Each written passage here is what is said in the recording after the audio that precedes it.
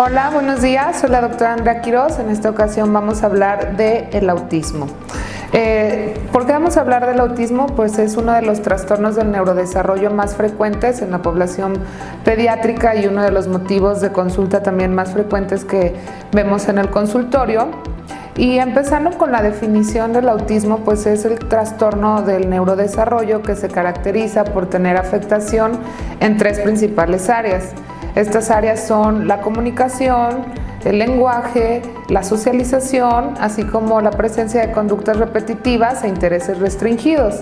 En la mayoría de los pacientes, además de estas manifestaciones, también nosotros vemos alteraciones a nivel de la parte cognitiva y la parte del lenguaje que ya había mencionado, que es muy importante.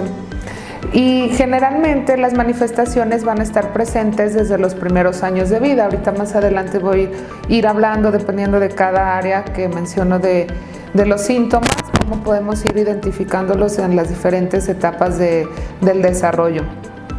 Ha habido un incremento en la prevalencia de esta enfermedad en los últimos años.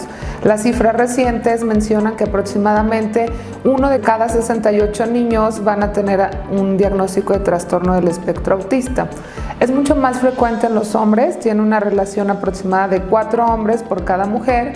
Entonces, si nosotros sacamos la prevalencia, quedaría aproximadamente 1 en 42 hombres y 1 en cada 189 mujeres a nivel mundial. Generalmente estas estadísticas pues no varían tanto dependiendo de un país a otro.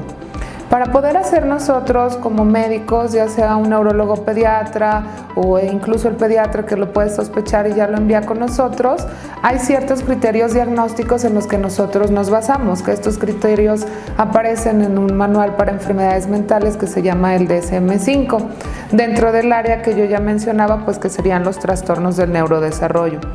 Entonces, empezando con las manifestaciones en lo que es el área de la comunicación social, pues se requiere que los pacientes tengan alteraciones en la reciprocidad emocional y social. Esto serían manifestaciones como dificultades para iniciar las conversaciones, responder a las conversaciones, poder compartir sus emociones, así como responder adecuadamente pues, a estímulos que provienen del exterior. Los síntomas más tempranos que se pueden observar en un niño durante el primer año de vida, pues va a ser que el paciente no tiene sonrisa social, que no responde cuando se le habla su nombre, que tiene poco interés por convivir con otras personas o que tiene dificultad para poder compartir sus intereses, además de que no se emite el lenguaje y no hay otras formas de comunicación como lo sería el señalar para poder compensar estas alteraciones que tenemos en la parte del lenguaje verbal. Ya hablando en la parte de la comunicación que es no verbal, los pacientes que tienen diagnóstico de trastorno del espectro autista tienen muchos problemas para expresar y también para poder identificar con lo que sería el tono de voz, el contacto visual, los gestos, el lenguaje corporal, expresiones faciales, y además tienen a entender el lenguaje de una manera muy literal. Entonces tienen problemas como para poder entender el sentido figurado o lo que es el sarcasmo también en el lenguaje. Esto ya serían niños pues más grandes o que tienen un nivel cognitivo más cercano a la normalidad y que sí tienen pues tanto un lenguaje expresivo como en la parte de comprensión. En otra área de los síntomas claves que mencionaba del autismo, que sería la socialización, los niños con autismo generalmente desde pequeños se ve que tienen poco interés en convivir con otros niños. Cuando están, por ejemplo, en un ambiente en donde se espera que ellos jueguen o que socialicen, tienden a aislarse o tienden a jugar en paralelo con otros niños, que esto sería en lugar de compartir sus juguetes o tratar de establecer comunicación, juegan ahí a un ladito de los niños. Y esto es algo que se va viendo más evidente más o menos como a partir del año de vida, que es cuando los papás ya empiezan a identificar pues todos este tipo de conductas. Cuando los niños sí tienen desarrollado esta parte del lenguaje, que mencionaba que la mayoría de los pacientes iban a tener alteraciones del lenguaje, pero hay un porcentaje de lo que antes se conocía como el síndrome de Asperger, que ya actualmente todos están integrados bajo un mismo diagnóstico, que sería el trastorno del espectro autista. Estos pacientes tienden a hablar de temas como muy específicos, por ejemplo, no sé, un niño de 5 años que le interesan mucho los aviones, y entonces todas sus conversaciones están dedicadas a ese tema en particular. No pueden hablar de otros temas, no pueden identificar, por ejemplo, si la otra persona con la que están hablando no está interesada en el tema. Entonces, generalmente los conocen a estos niños como pequeños profesores, ¿no? Saben muchísimo sobre temas en particulares que les interesan a ellos, pero esto impide que se puedan enfocar en otros temas que pudieran ser como más acordes para la edad, ¿no?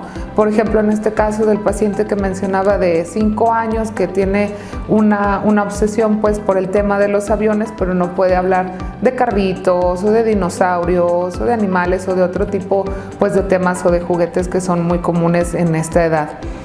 Pasando a la tercera área, en cuanto a los síntomas del autismo, que mencionaba de las conductas repetitivas y los intereses restringidos, pues estas conductas repetitivas pueden incluir movimientos en los dedos, movimientos de aleteo de las manos que son muy frecuentes, sobre todo en los niños chiquitos, que den brincos de manera repetitiva, incluso algunos movimientos que ya podían ser como tics motores con los ojos o con algún movimiento alrededor de la boca. Y estos tics también se pueden presentar con sonidos, algún grito, algún sonido en específico, o en ocasiones que repitan lo que se está diciendo por la otra persona, o incluso lo que ellos mismos dicen, que es conocido como ecolalia. Algo que recientemente también se ha estado observando y que antes no estaba como incluido en la parte del diagnóstico de autismo serían las alteraciones sensoriales. Entonces pueden tener alteraciones en cualquiera de las áreas sensitivas, lo que sería el olfato, la audición. Poniendo ejemplos de esto sería, por ejemplo, tienen una excesiva gusto, por ejemplo, por el agua, de jugar con el agua, o tienen intolerancia a sonidos que sean muy fuertes, como por ejemplo a la aspiradora de la casa o a motocicletas en la calle, o tienen alteraciones para poder comer, son muy selectivos con los alimentos, y esto va más enfocado como a texturas o a diferentes consistencias de los alimentos que no les gustan. Y esto también sucede en la piel, por ejemplo, con las etiquetas de la ropa que no toleran u otras cosas.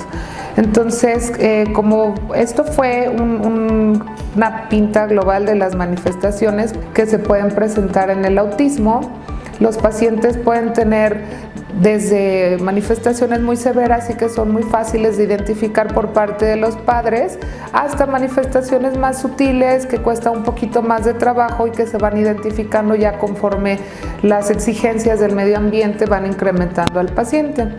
En un video más adelante hablaremos ya de lo que es la parte del diagnóstico o si se tienen que realizar algún otro tipo de estudios y tratamiento. Si te gustó mi video, suscríbete, dale like a mi canal.